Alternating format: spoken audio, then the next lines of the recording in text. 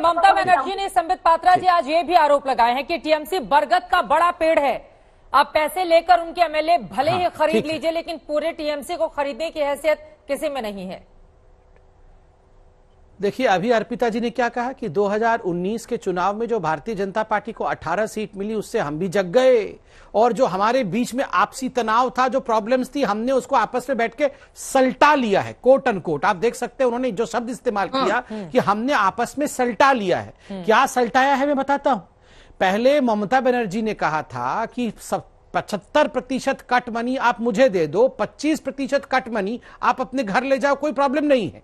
उसके बाद ममता बनर्जी कह रही है नहीं, कट मनी 25% ही लो, उससे ज्यादा जो अगर लोगे तो वो कट मनी रिटर्न कर दो, वो कट मनी वापस कर दो। यही सल्टाया है आपस में बैठ करके। और ये इनके सारे विधायक अगर बिकाऊ थे तो ये बिकाऊ विधायकों को पहले से निकालते क्यों नहीं है? क्यों नहीं निकालते हैं? बिकाऊ विधायक इनके घर में क्यों बैठे हुए हैं? देखिए, विधायक क्यों छोड़ रहे हैं। शुभेंदु अधिकारी कोई छोटा नेता नहीं है, आप खुद इनसे पूछिए, बताएंगे अर्पिता जी। बड़े नेता जब पार्टी छोड़ते हैं तो जानिए वो भविष्य देख पाते हैं, वो विजनरी होते हैं, वो जान पाते हैं कि ममता बनर्जी नहीं आ रही हैं, तभी जाके वो पार्टी छोड़ते हैं। मुकुल राय क्यों पार्टी छोड़ गए? मुकुल राय तो राइट हैंड मैन थे, बिल्कुल राइट हैंड मैन थे, ममता बनर्जी के दाहिने हाथ थे।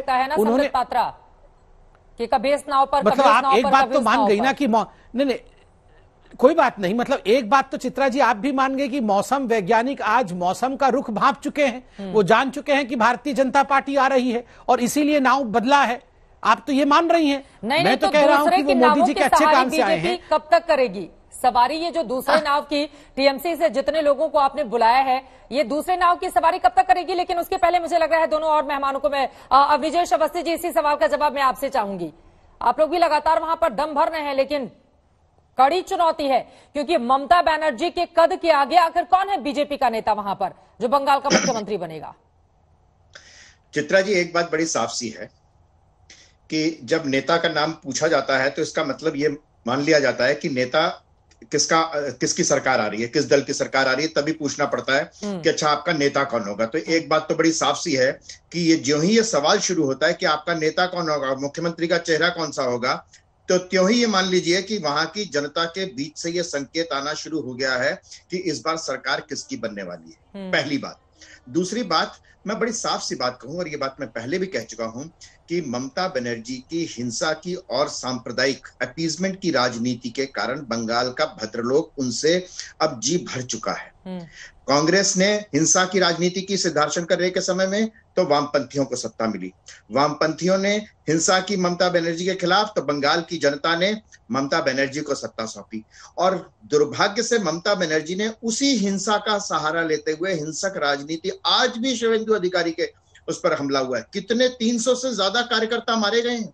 पंचायत चुनावों में लोग नॉमिनेशन तक फाइल नहीं कर पाए। बंगाल की जनता इस हिंसा की राजनीति से अब उसका जी उठ चुका है। निश्चित रूप से बंगाल की जनता ने संकल्प कर लिया है, मन बना लिया है। और जैसा कि संबित पात्रा ने कहा कि राजनेता जो होते हैं उनको मालूम होता है कि ममता बनर्जी का भविष्य नहीं है यहाँ पर। जिस तरीके की करप्शन, जिस तरीके की अपीजमेंट की राजनीति और जिस तरीके की हिंसा, करप्शन और सांप्रदायिक राजनीति का सहारा लिया ममता बनर्जी ने, बंगाल का भद्रलोक अब उनको स्वीकार करने वाला नहीं है। ठीक है, इसका जवाब दे दीजिए अर्पिता जी, उसके बाद मैं डॉक्टर फौद आपके पास आऊंगी। लेकिन सवाल महत्वपूर्ण है ना। देखिए, एक तरफ शुभेंदु अधिकारी जहां जहां जा रहे हैं, टीएमसी के कार्यकर्ता लगातार उनके ऊपर हमलावर हो रहे हैं।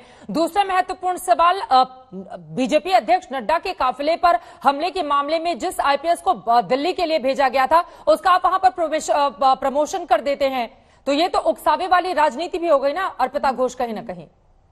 नहीं, एक बात पहले हम बताएं, अभी जो बता रहे थे कि सांप्रदायिक राजनीति बीजेपी के मुंह से सुनना अच्छा नहीं लगता है, क्योंकि ये भारतवर्ष में अगर कोई सांप्रदायिक राजनीति किया है तो बीजेपी ने किए हैं। बंगाल में ये करने की जरूरत नहीं है। यहाँ के भद्रलोक क्या सोचते हैं वो आके आप लोग पूछिए इनको, क्योंकि यहाँ के जो हमारे जो कल्चर है, बंगाल की जो कल्चर है, ये कल्चर को ध्वस्त करने पे तुले हुए हैं आप लोग। आप जो बता रहे हैं सांप्रदायिक राजनीति बंगाल में आज तक कभी इसका अहमियत नहीं रही है, आगे भी नहीं रहेगी। और जो हिंसा की बात हो रही है, आप लोगों को शायद पता नहीं है कि ये जो 34 साल जो वामफ्रंट के थे, उस टाइम पे लास्ट में जब ये सिंगूर, नंदीग्राम और ये जो नेता, ये जो सीरीज हुई थी, इसी में वो चलते किसानों पे जो हमला हुई थी, ये चलते बंगाल के लोग उसमें से उनसे मुंह फेर लिए थे। और यहाँ पे जो बोला नहीं, सांप्रदायिक हिंसा को थोड़ी देर के लिए अगर हम किनारे रख दें, अर्पिता घोष जी, चित्रा जी 10 सेकंड अलग अलग हिंसा की खबरें सामने आती रहती है। लॉ एंड ऑर्डर अगर आपका सब्जेक्ट है तो उस पर काबू क्यों नहीं पा पाते? जल्दी से बोलिए। ठीक है चित्रा जी सिर्फ एक वाक्य बोलिए बोलना है मुझे। जी, बोलिए, एक वाक्य बोल लीजिए। एक वाक्य सिर्फ ये कि ये सांप्रदायिक राजनीति की बात बीजेपी नहीं कर रही। कोलकाता हाई कोर्ट की तमाम टिप्पणियां पढ़ लीजिए, सुन लीजिए, उलट फेर लीजिए। उन्होंने जो ममता बनर्जी की सरकार के बारे में सांप्रदायिक राजनीति कही है, उस पर जाइए आप। ठीक है, ठीक है। भारतवर्ष देखिए, बंगाल क्या, भारतवर्ष देखिए, सांप्रदायिक राजनीति आप ही से शुरू हुआ है। आपको वंदे मातरम अगर सांप्रदायिक राजनीति लगता है तो करिए, आप करिए। आप वंदे मातरम क्या ना सांप्रदायिक राजनीति है? बंगाल के लोग आज तक कि कभी बंकिम चंद्र को याद करके वंदे मातरम गाना सांप्रदायिक राजनीति है, आगे चल तो के भी नहीं देंगे, चाहे आप कुछ भी बोलिए। और हमारे तरफ जो कि वंदे मातरम गाना सांप्रदायिक है, हिंसा कर रहे हैं, ये मुद्दा बनाइए, रैली में हिंसा आप करके ये हमको मुद्दा क्या बनाइए बंगाल में कि वंदे मातरम गाना सांप्रदायिक है। आप बनाइए ये मुद्दा, हम लोग जाके हिंसा चालू करेंगे, ऐसा भी नहीं आया। इतना खराब वंदे मातरम कहना, वंदे मातरम सुजलाम सुफलाम गाना, वंदे मातरम का गाना सांप्रदायिक है।